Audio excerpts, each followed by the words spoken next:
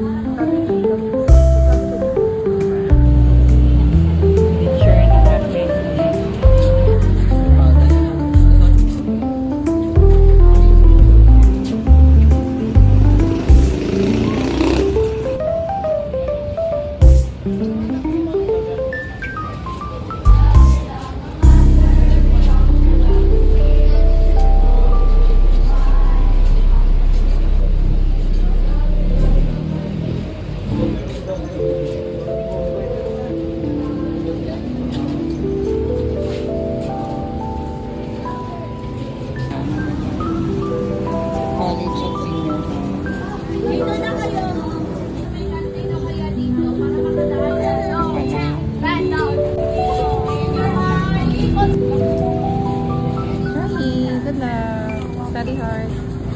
Study hard.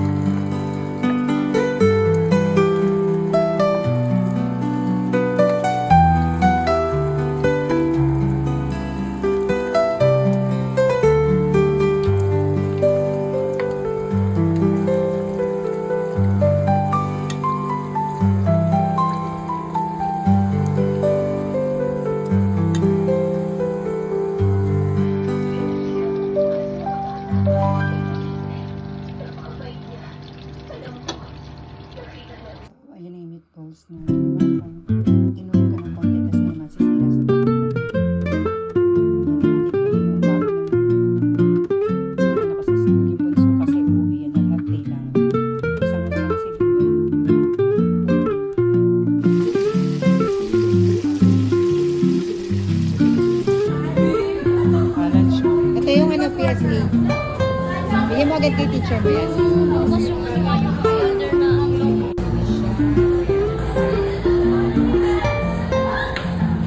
Gutom ka na? Gutom ka na? Gutom ka na? Are you hungry, my baby girl?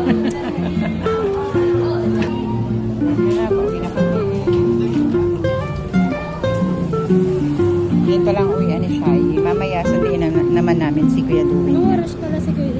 Ha? Anong oras si Kuya? Mamaya, kakawid na tayo. Pupunta tayo dun sa ano, ayusin ko yung papayos kayo ni Kuya.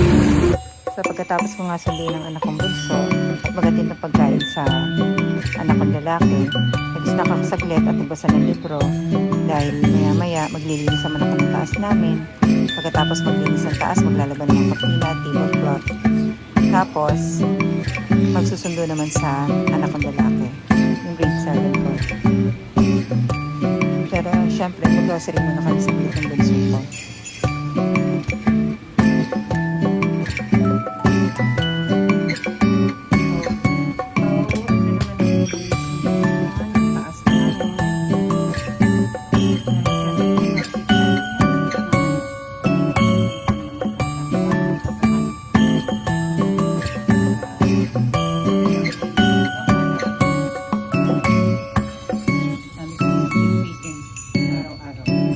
Pero to, ginulo ko na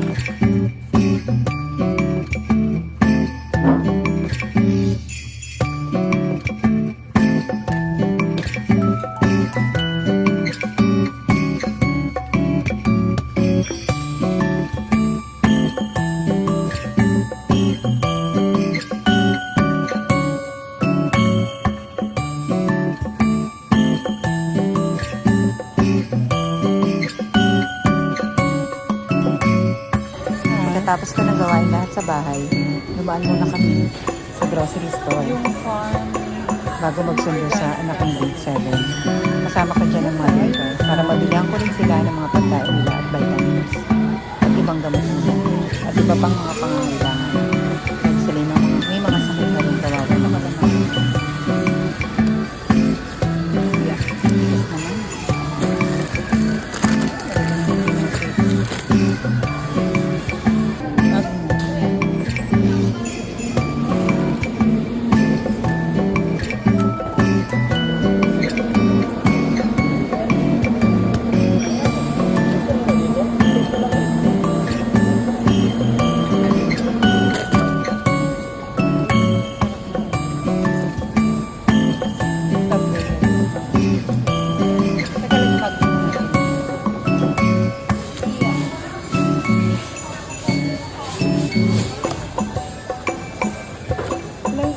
Wala yung original tayo.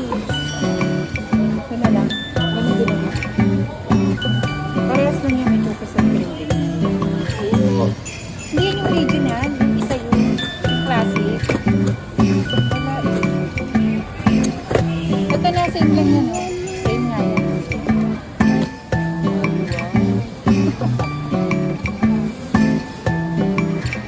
Yan, kami na ang mga dahil si Duwe nasa kaya siya lang kasama ko ngayon at yung mother ko na yun. Aray, nasa latabo ng ako. So, pupunta kami dito sa ship.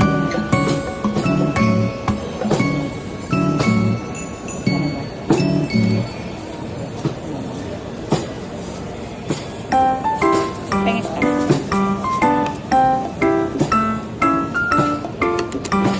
Pengis ka. Ay, sorry.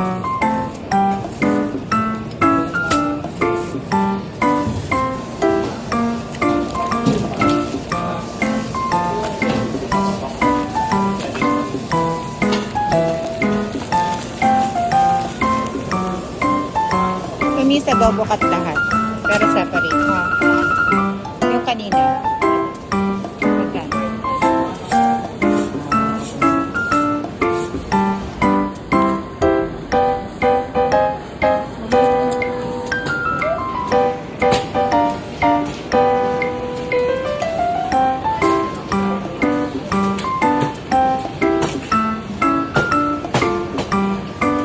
Thank you. Guys, may bag mo lalansa. Ay, lalansa.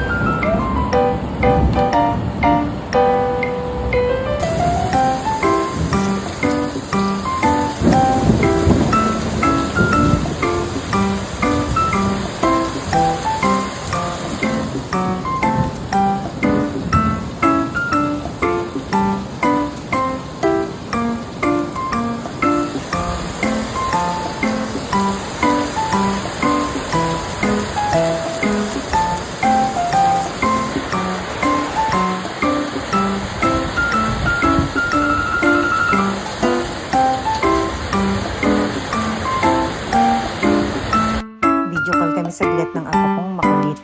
Ang pogi kong apo na napakabibong. Kulit na, marami nang alam na kakulitan. Nakakatuwa na siya sobra. Kaya mahal na mahal ko yung apo kong yan. So, ayan na masisipag kong mga anak gumagawa ng assignment. Kasi, syempre, magsiselfone na sila maya-maya. Kaya kailangan tapusin na muna ang assignment bago mag-cellphone.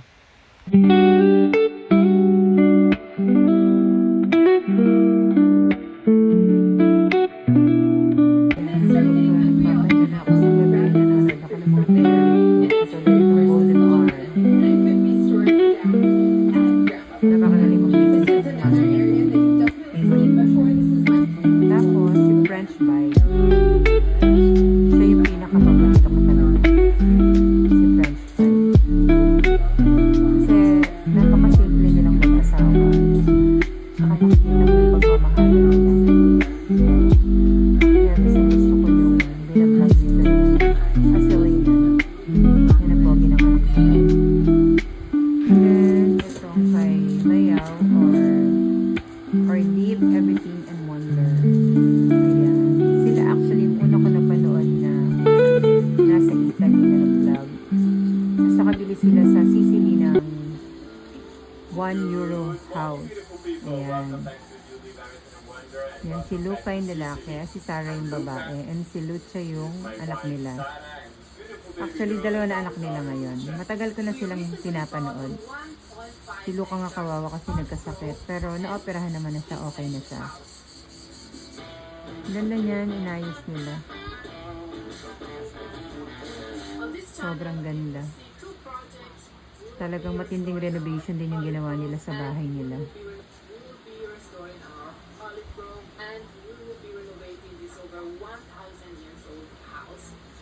We will give priority to this house so that when the renovation will be done, will be over, we can move in here and we don't need to pay for rent.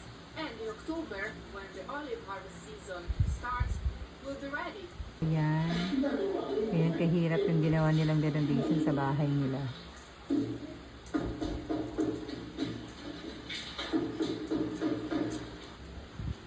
Here. So, I will be putting Ano nga ng mga tiles. copper Imagine 1,000 years na yung in the bahay exterior, nila. so it's easier Kasi to sa Italy, access, di ba so we mga don't ano, have to bulubundukin destroy doon. all the walls Kaya and, mga bahay doon nasa really tuktok ng all the bundok ancient karamihan. walls, as you can see, there Pero are pang ilang stones, owner na rin sila dyan. huge stones inside the walls. So it's better not to. And dito ko nagustuhan si Shelby Cottage. Yung patio makeover niya. Sobrang ganda. Tsaka super creative niya talaga. Iba siya. Maarte siya magsalita. Pero naman sa kanya. Ayan si Shelby. What have you been up to? I'd really love to know. Leave me a Ang comment. galing niya My mag-ayos. days here in Texas have Hindi been siya ganun really quite kadaming pleasant.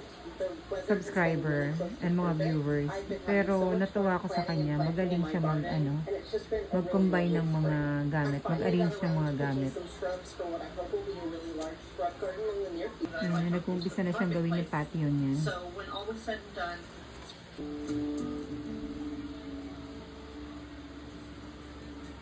May bird bath siya. May mga bird feeder din siya.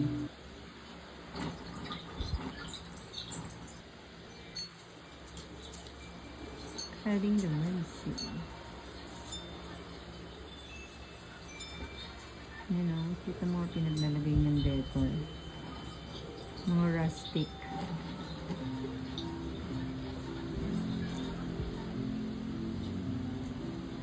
Yan, bird feeder. Meron akong ganyan, kaya lang hindi ko pa mailagay sa likuran yun. Kasi may mga daga pang pumapasok. Baka daga ang makinabang instead of mga ibon.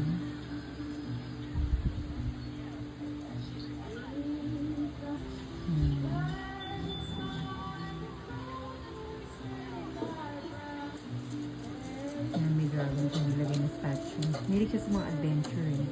Mahilig siya sa mga vintage, mga lumang gamit, oo. Pero mahilig din siya sa mga adventure like yung mga palabas na Harry Potter. Yung ano yan, yung may dungeon doon. Yung may Isa Dinosaur. Nakalimutan ko yung title eh.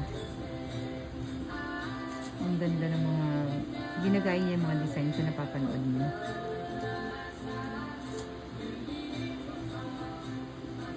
Yan yung nakakatawa. Nagawa siya ng hole para ilagay yung mga Jolene.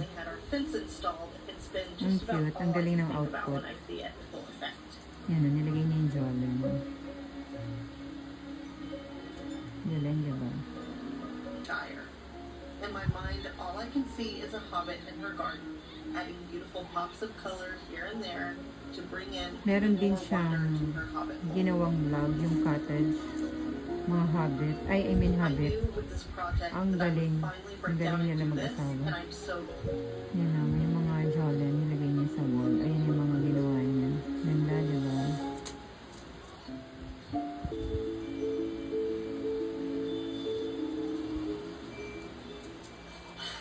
It feels so relaxing out here now, and it is so cute. We still have a long way to go as far as the entire space goes, but the fence, the plants, alongside the marbles, alongside the lanterns, just makes the space so much more magical and so much more whimsical. I have a honeysuckle right behind me that I hope will one day grow May alongside idea rin this ako and nakuwang ano take sa everything kanya, over and make gagayahin it ko. even more beautiful. Another big part that I love about this is my cute dragon back here. I think that he's a good guardian for the space. He really works, and I just love him so much. I just love it out here, and I cannot wait for these firefly solar lights to come on tonight. This like really whimsical, magical ambiance when it comes to nighttime, and I'm so excited about that. I think what the space is really like. And then When next, timeless elegance meets si vintage Rachel charm. Ashwell, ang In today's unang-unang video, we'll take nagustuhan you on ko. a gentle stroll na through a vlogger. dreamy English cottage summer house, styled with Isa pa lang Rachel anak ko nun, Ashwell's siya na yung iconic pinapanood shabby chic ko. touch.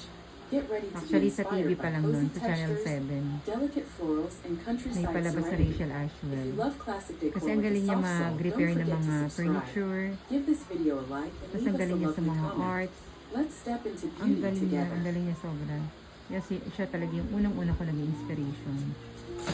Yan, pag sinabing shabby chic, si Rachel Ashwell as an yan. antique book dealer and a mother who restored antique dolls. Ayan, shabby chic, The si search for Rachel shabby Ashwell. chic Ayan si Rachel staples led Mark Ashwell. Colson to Ann Arbor, Michigan, where he acquired a mix of both large and Ang galing small niya mamili items, ng mga furniture. revitalizing these flea market finds with Oldies, signature shabby pero chic touches, sobrang ganda. presenting more of a challenge in Ang some galing niya cases mag-combine than din. others. Now, what's Sa kanya ko unang-unang nagustuhan yung mga lumang gamit na dati hindi ko naman talaga hilig. It's obscure at first glance. But it's a heavy duty lot. But the thing I do know about this piece is it came out of a mental hospital. Yung mga fine bone china, Beauty and function. mga English teacups, Yeah, ang they're all maganda. like a similar flower. Right? 'Cause it's all the Sa same kanya ko shape, all the same nakita handle, yung mga right? ganyan. Totally Siya talaga yung different. nag-inspiration kung Oh, una-una. interesting. I didn't even notice that one. Yan o. Sa kanya ko na-discover yung mga teacup That's exactly the kind of thing I would do if ever I did my own line at of lahat ng china. mga vintage na Which gusto one ko. would be individual? Yeah, they'd all be slightly different but Kasi compatible. napaka-creative din niya. Have one beat me to it. And I really I find it is terribly useful. I found it useful in doing it. Where to find Yan, that nagkaroon na ako ng perfect for isang soap dish shabby or chic na cotton ano, wool buds or